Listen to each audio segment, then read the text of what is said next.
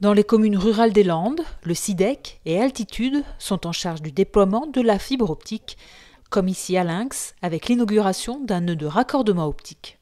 On va câbler les villes évidemment de Lynx, de Villers-Saint-Giron et de Saint-Michel-Escalus. Oh, ça y est, les travaux vont continuer. Ces lignes vont être commercialisées, ça va être vers la fin de l'année.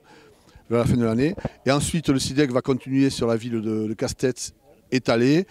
Et là, ces lignes seront commercialisables, on va dire, vers la mi-2022. Et du coup, tout le territoire de Côte-Landes Nature devrait être équipé à la fin de l'année 2022. C'est l'objectif qu'on s'était fixé. Évidemment, il y a la crise du Covid qui a ralenti un petit peu tout ça, mais les équipes se sont, après s'être réorganisées, sont remises en route et la machine est repartie maintenant. Et on va tout faire pour rattraper ce petit retard qui a été pris à cause du Covid. L'accès à la fibre optique s'est fait de plus en plus pressant lors de la crise sanitaire, avec les confinements, le télétravail et les visioconférences qui nécessitent un débit important afin de satisfaire tous les besoins d'un foyer. C'est également un atout majeur pour l'économie d'un territoire. Communauté commune, Côte-Landes Nature finance.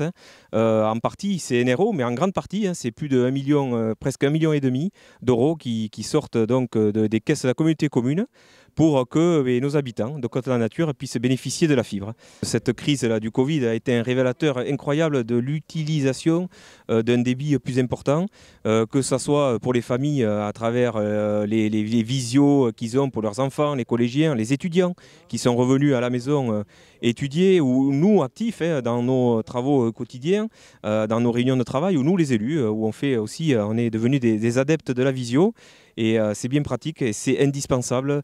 Les différents interlocuteurs l'ont dit, nos entreprises aujourd'hui vont 2 fois plus vite avec cette fibre pour télécharger des fichiers, pour travailler, pour envoyer des devis, répondre à des marchés publics. Voilà, c'est une grande avancée et on est aujourd'hui devant cette grande avancée. Je ne sais pas si on mesure l'évolution que va prendre notre territoire grâce à cette fibre.